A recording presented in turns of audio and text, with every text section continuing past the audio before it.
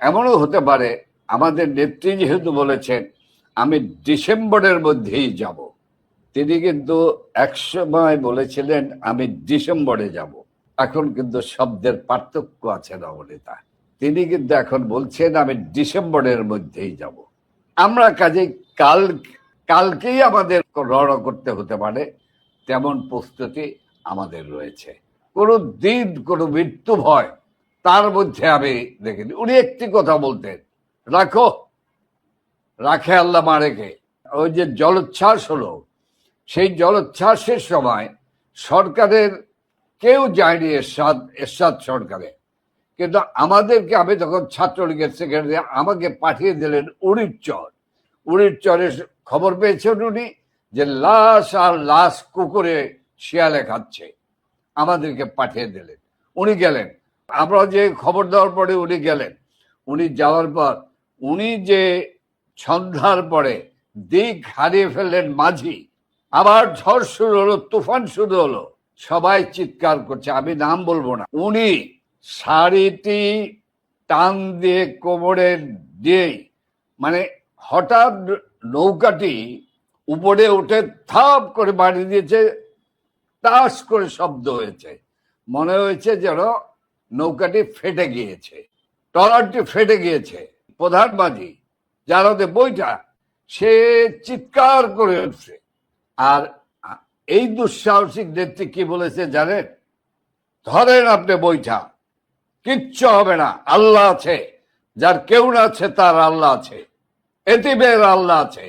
আমরা তারপরে কিন্তু আস্তে আস্তে আস্তে করে গেলাম। অনেক ঘটনা, যতবার হামলা হয়েছে ততবারই আমাদের নেতা কর্মীরা মানব ঢাল তৈরি করে তাকে রক্ষা করেছে। 2004 সনের 21শে আগস্ট হাওয়া ভবনের সৃষ্ট পরিকল্পনা ষড়যন্ত্রের ফসল হলো গ্রেনেড হামলা।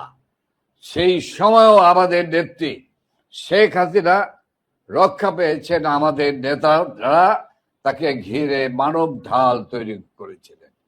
এবারও নেতা কর্মীরা তাকে, লক্ষ লক্ষ নেতা কর্মী তাকে, ওনাকে ঘিরে মানব ঢাল তৈরি করে রাখবে এবং লক্ষ কোটি মানুষ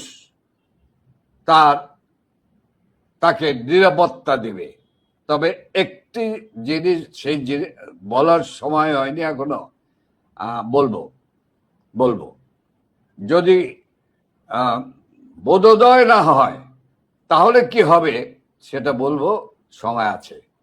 বাংলাদেশের সাবেক প্রধানমন্ত্রী শেখ হাসিনা ডিসেম্বরের মধ্যে দেশে ফেরার ঘোষণা দিয়েছেন আর বলে রেখেছেন যে তিনি একা দেশে ফিরবেন না, নির্বাসনে থাকা অন্য নেতাদের নিয়েই দেশে ফিরে আদালতে আত্মসমর্পণ করবেন। এবং সেই একই দিনে তিনি বলে রেখেছেন যে সারা বাংলাদেশে মামলা হামলায় জর্জরিত হয়ে আত্মগোপনে থাকা আওয়ামী লীগের নেতা কর্মী সমর্থকেরাও যাতে আসেন, যাতে তারা সকলে মিলেই আদালতে আত্মসমর্পণ করতে পারেন। শেখ হাসিনার দেশে ফেরাটাকে শেখ হাসিনা এভাবেই একটা রাজনৈতিক কর্মসূচির রূপ দিতে চাইছেন কিনা সেটাও তার সেই সাক্ষাৎকার পড়লে মনে প্রশ্ন জাগে। শেখ হাসিনার সঙ্গে ফিরতে আওয়ামী লীগের নেতৃবৃন্দদের প্রস্তুতির কি অবস্থা? আওয়ামী লীগের শীর্ষ নেতৃবৃন্দের অনেকেই বলছেন তারা শেখ হাসিনা দেশে ফেরার আগেই দেশে ফিরে যাবেন এবং অনেকেই এখন থেকে মাঠ প্রস্তুত করতে, শেখ হাসিনার আগমনের মাঠ প্রস্তুত করতে সক্রিয়ভাবে কাজ করছেন, সেসবও জানা যাচ্ছে। অনেকেই তো বলছেন যে শেখ হাসিনার দেশে ফেরা আসলে ডিসেম্বর পর্যন্ত হয়তো আটকে থাকবে না, তার বেশ আগেই দেশে ফিরে যেতে পারেন শেখ হাসিনা। দলের কি প্রস্তুতি, আওয়ামী লীগ নেতৃবৃন্দের কি প্রস্তুতি এবং তারা কি শেখ হাসিনা যাওয়ার আগেই দেশে ফিরছেন? এসব প্রসঙ্গে আলোচনায় আমার সঙ্গে যুক্ত হয়েছেন আওয়ামী লীগের প্রেসিডিয়াম সদস্য, সাবেক মন্ত্রী এমপি জাহাঙ্গীর কবির নানক। জাহাঙ্গীর কবির নানক, আপনাকে স্বাগত জানাই। অ্যাডভোকেট জাহাঙ্গীর কবির নানক, আপনাকে জিজ্ঞেস করতে চাই যে আপনাদের প্রস্তুতির কি অবস্থা?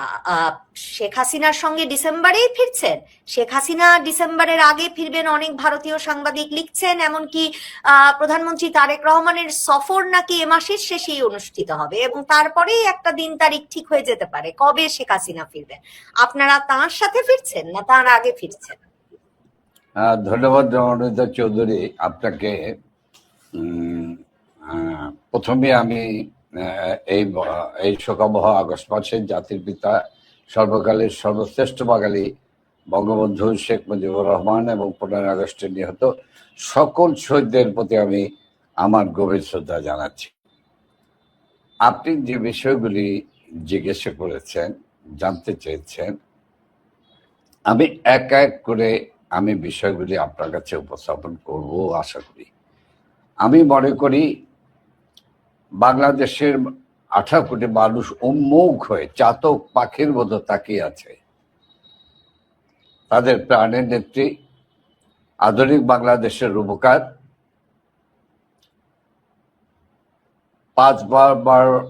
পাঁচবারের নির্বাচিত প্রধানমন্ত্রী বঙ্গবন্ধু কন্যা শেখ হাসিনার জন্য।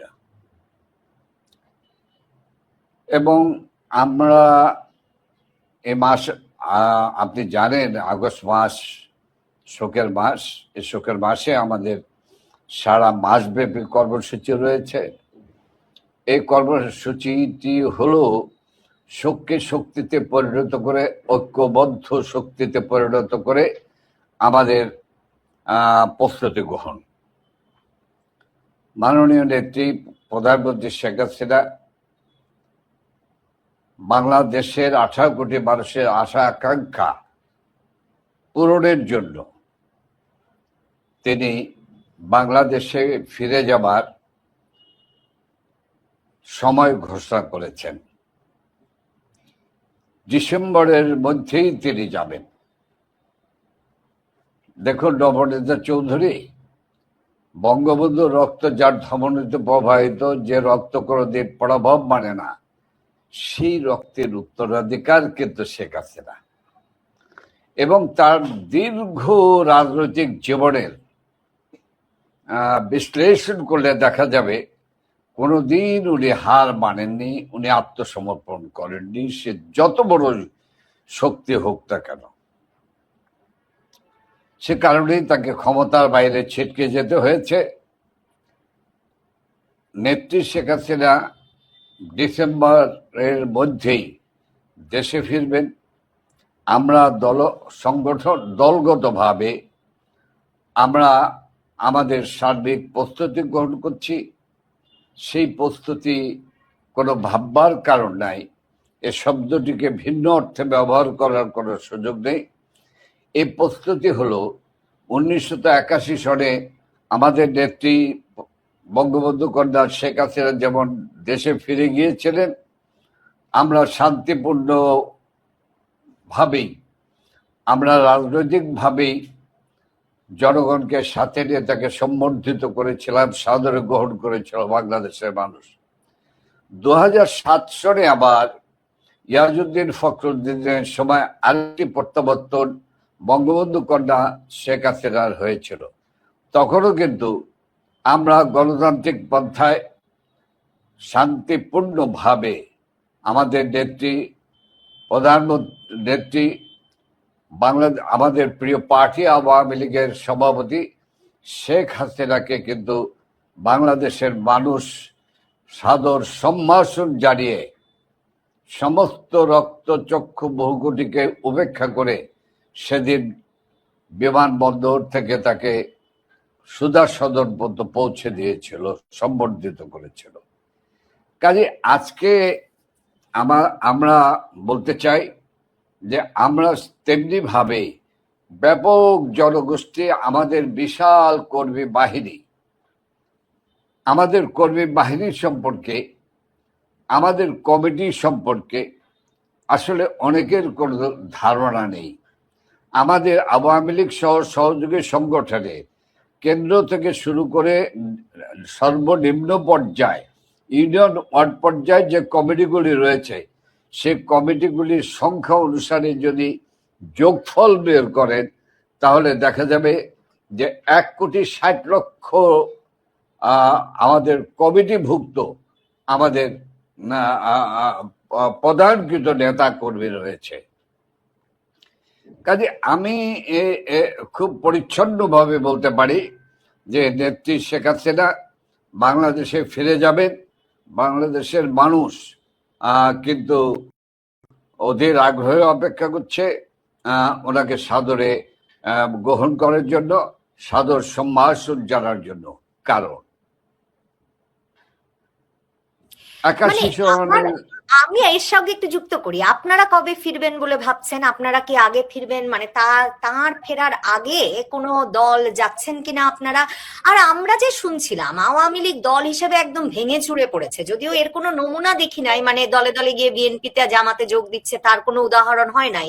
এগুলো অনেকে ভবিষ্যৎবাণী করেছিলেন যে এমনটা হবে, কিন্তু মানে আপনাদেরকে কারো পছন্দ না, শেখ হাসিনা ছাড়া আসলে আর কাউকে, মানে আপনারা যারা শীর্ষ নেতৃবৃন্দ আছেন কাউকে নেতাকর্মীরা আর পছন্দ করছেন না। স্থানীয় তৃণমূল কর্মীরা আওয়ামী লীগের ভীষণ ভাবে বিক্ষুব্ধ আপনাদের মতো সাবেক এমপি মন্ত্রীদের নিয়ে, এসব শুনছিলাম আমরা। এবং আরেক দল তো বহু বছর ধরে বলে আসছেন যে শেখ হাসিনা সবার উপরে থাকলে, নেতৃত্বে থাকলে আওয়ামী লীগের আর কোনো আশা নাই। কিন্তু আপনারা মানে দলের ওপর এই আস্থা বিশ্বাস এবং এই 1,60,00,000 বললেন, মানে এই বিরাট কর্মী বাহিনীকে আপনারা সংগঠিত করে ফেললেন কি করে এত মামলা হামলার মধ্যে? দেখেন, এটি আওয়ামী লীগ, এর নামে হলো আওয়ামী লীগ। আওয়ামী লীগ যখন সংকট সমস্যায় পড়ে, প্রতিকূলতায় পড়ে, তখন আওয়ামী লীগের সর্বস্তরের নেতাকর্মী এক অবিশ্বাস্য ঐক্যবদ্ধ হয়ে যায়। আপনি যে কথা বলেছেন ওই কথাগুলি আমি আবার আমার মুখে আনতে চাই না। এই বিষয়গুলি আপনার আমার চেয়েও কম জানা নাই, যে কি কি কথাগুলো এসেছিল, কি কি কথাগুলো আনা হয়েছিল। সব কিছুকে কিন্তু ম্লান করে দিয়ে, ছুঁড়ে ফেলে দিয়ে, এটিকে গল্প, এটিকে প্রলাপ, আমি পাগলের প্রলাপ বলবো না, প্রলাপই বলবো, যে এগুলি প্রলাপে পরিণত হয়েছে। কাজে আজকে বাংলাদেশের যে চেহারা, এই দলটি নিষিদ্ধ করেছে, আপনি জানেন এই দলটির কার্যক্রম নিষিদ্ধ করেছে। এই দলটিকে general field marshal Ayub Khan নিষিদ্ধ করেছিল 58 সালে। এই দলটিকে 71-এর 25শে মার্চ রাতে যখন বঙ্গবন্ধু চূড়ান্ত ঘোষণা দিয়েছিলেন, তারপরে 71-এর 26শে মার্চ কিন্তু জেনারেল ইয়া খানও নিষিদ্ধ করেছিল। কিন্তু এই দলটি হলো সেই দল যে জেনারেল আইয়ুব খান নিষিদ্ধ করেছিল, নিশ্চিহ্ন করতে পারেনি, জেনারেল আইয়ুব খান নিশ্চিহ্ন হয়ে গিয়েছিল। জেনারেল ইয়াহিয়া খান নিষিদ্ধ করেছিল এই বাংলাদেশ আওয়ামী লীগের নেতৃত্বে বাঙালি জাতি এক নূতন দেশ তৈরি করেছে, স্বাধীন করেছে সশস্ত্র যুদ্ধের মধ্য দিয়ে। আমি নবনীতা একটি বিষয় আমি বলে রাখতে চাই, আপনি যে বিষয়টি বলছেন সে বিষয়টি হলো যে আমাদেরকে আমরা কিন্তু কোনো সশস্ত্র রাজনীতি আমরা কখনোই করিনি। আওয়ামী লীগের ইতিহাসে আপনি কখনো দেখবেন না। আজকেও বাংলাদেশ সেই জায়গায় এসে বিভিন্ন ধরনের বোমা বর্ষণ করা হচ্ছে। এই আপনার সঙ্গে